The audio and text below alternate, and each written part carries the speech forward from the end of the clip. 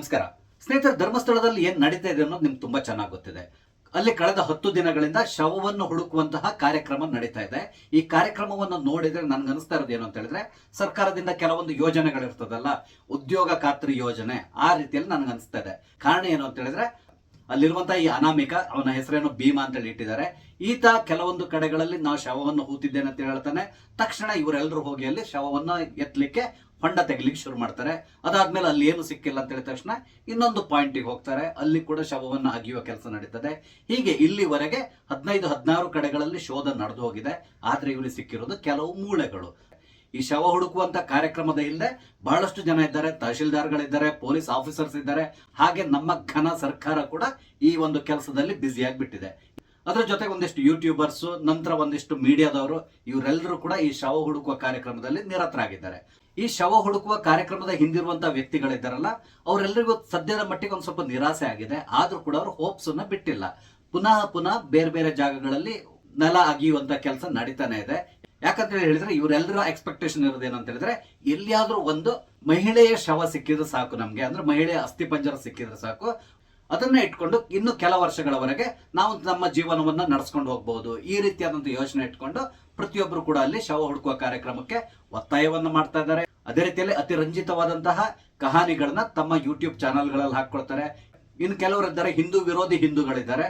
ಇವರೆಲ್ಲರೂ ಕೂಡ ಇಲ್ಲಿ ಏನ್ ಮಾಡ್ತಾ ಇದ್ದಾರೆ ಅಂತ ಹೇಳಿದ್ರೆ, ಧರ್ಮಸ್ಥಳದ ಪಾವಿತ್ರ್ಯತೆಯನ್ನ ಹಾಳು ಮಾಡ್ಲಿಕ್ಕೆ, ಅದೇ ರೀತಿಯಲ್ಲಿ ಆ ದೇವಸ್ಥಾನಕ್ಕೆ ಇರುವಂತಹ ಒಂದು ಹಿರಿಮೆ ಗರಿಮೆ ಇದೆಲ್ಲದನ್ನು ಕೂಡ ಹಾಳುಗೆಡವಲಿಕ್ಕೆ ಏನೆಲ್ಲ ಬೇಕೋ ಅದೆಲ್ಲ ಕೆಲಸಗಳನ್ನ ಮಾಡ್ತಾ ಇದ್ದಾರೆ.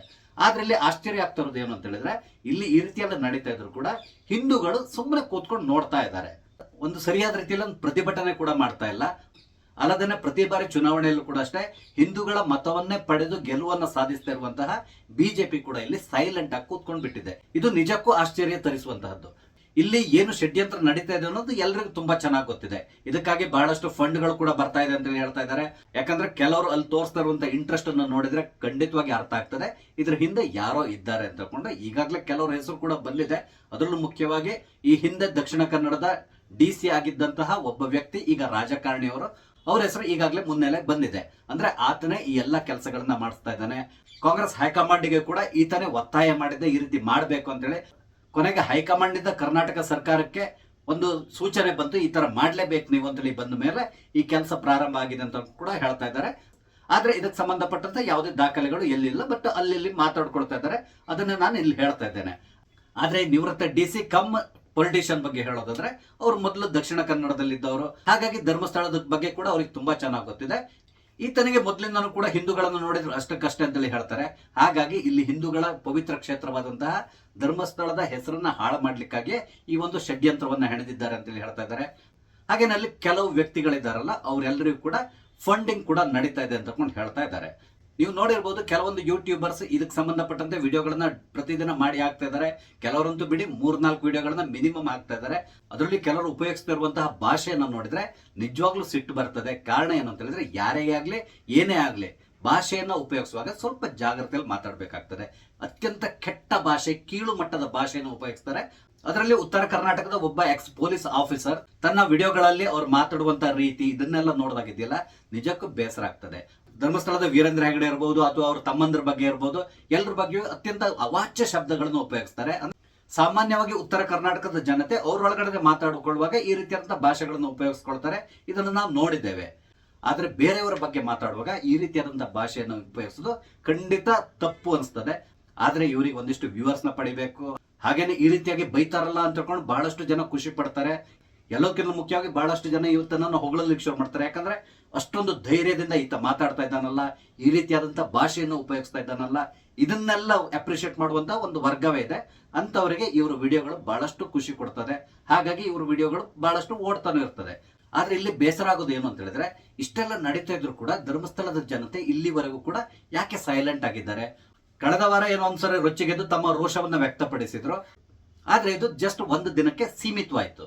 ಅದಾದ ಮೇಲೆ ಅವ್ರು ಯಾವುದೇ ರೀತಿಯ ಪ್ರತಿಭಟನೆಗಳನ್ನಾಗ್ಲಿ ಬೇರೆ ಏನು ಮಾಡ್ಲಿಕ್ಕೆ ಹೋಗಿಲ್ಲ. ಆದ್ರಿಂದಾಗಿ ಧರ್ಮಸ್ಥಳದ ಘನತೆಯನ್ನ ಹಾಳು ಮಾಡ್ಲಿಕ್ಕೆ ಏನೆಲ್ಲ ಬೇಕೋ ಎಲ್ಲಾ ಕೆಲಸಗಳನ್ನ ಇನ್ನೂ ಕೂಡ ಎಲ್ಲರೂ ನಿರಾತಂಕವಾಗಿ ಮಾಡ್ಕೊಂಡು ಹೋಗ್ತಾ ಇದ್ದಾರೆ. ಮಂಗಳೂರಿನ ಮಾಜಿ ಸಂಸದರಾದಂತಹ ಜನಾರ್ದನ್ ಪೂಜಾರಿ ಅವರು ಈ ಒಂದು ಆಪರೇಷನ್ಸ್ ಬಗ್ಗೆ ಮಾತಾಡಿದ್ದಾರೆ. ಪೂಜಾರಿ ಅವರು ಏನ್ ಹೇಳಿದ್ರು ಅಂತ ಹೇಳಿದ್ರೆ, ಈ ರೀತಿ ಮಾಡ್ತಾ ಇರೋದು ತಪ್ಪು. ಯಾರೋ ಹೇಳಿದ ಮಾತನ್ನ ನಂಬ್ಕೊಂಡು ಇವ್ರು ಯಾಕೆ ಈ ರೀತಿಯಾಗಿ ಶವಗಳನ್ನು ಹುಡುಕ್ತಾ ಇದ್ದಾರೆ. ಅದೇ ನಾಳೆಗೆ ಇನ್ಯಾರಾದ್ರೂ ಬಂದು ಮಸೀದಿ ಅಥವಾ ಚರ್ಚ್ ಬಳಿಯಲ್ಲಿ ಶವಗಳನ್ನು ಹೂತಿದ್ದೇನೆ ಅಂತ ಹೇಳಿದ್ರೆ ಅಲ್ಲಿ ಹೋಗಿ ಇವರು ಅಗಿತಾರ, ಈ ರೀತಿಯಾಗಿ ಪ್ರಶ್ನೆಗಳನ್ನ ಮಾಡಿದ್ದಾರೆ. ಇಲ್ಲಿ ಅಟ್ಲೀಸ್ಟ್ ಪೂಜಾರಿ ಅವರು ಈ ಒಂದು ಕಾರ್ಯಾಚರಣೆ ವಿರುದ್ಧವಾಗಿ ಮಾತಾಡಿದಾರಲ್ಲ, ಇದು ಅತ್ಯಂತ ಸಂತಸದ ವಿಷಯ.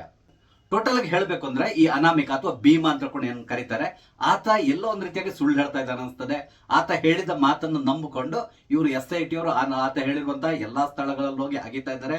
ಆದ್ರೆ ಏನು ಸಿಗ್ತಾ ಇಲ್ಲ.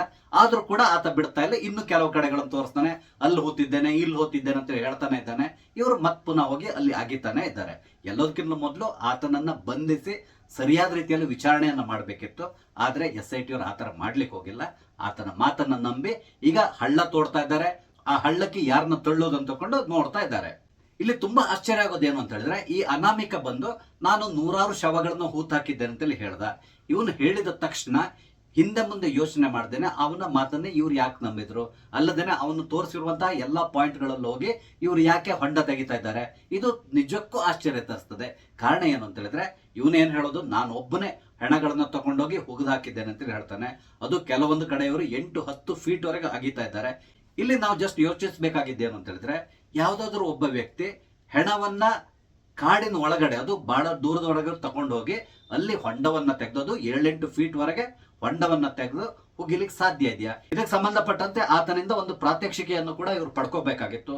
ಅಂದ್ರೆ ಯಾವ್ದಾದ್ರು ಒಂದು ಜಾಗದಲ್ಲಿ 7-8 ಫೀಟ್ ಹೊಂಡವನ್ನ ತೆಗಿಯಪ್ಪ ನೀನು ಅಂತ ಹೇಳಿ ಅವನ ಕೈಲಿ ಗುದ್ಲಿ ಕೊಟ್ಟು ಒಂದು ಹೊಂಡವನ್ನ ತೆಗ್ಸ್ಬೇಕಿತ್ತು. ಅದಾದ್ಮೇಲೆ ಆತನ ಮಾತನ್ನ ಇವ್ರು ನಂಬಬಹುದಾಗಿತ್ತು.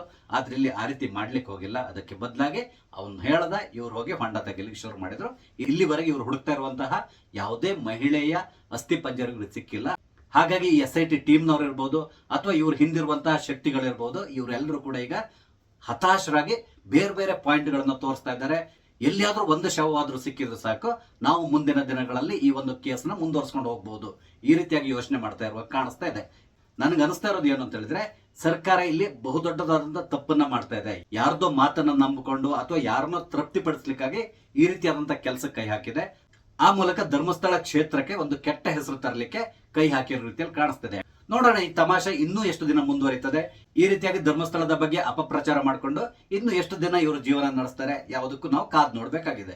ಸ್ನೇಹಿತರೆ, ನಿಮ್ಗೆ ಈ ಧರ್ಮಸ್ಥಳದಲ್ಲಿ ನಡೀತಾ ಇರುವಂತಹ ಉತ್ಖನನದ ಬಗ್ಗೆ ಏನ್ ಅನ್ಸ್ತದೆ ದಯವಿಟ್ಟು ಕಮೆಂಟ್ ಮುಖಾಂತರ ತಿಳಿಸಿ.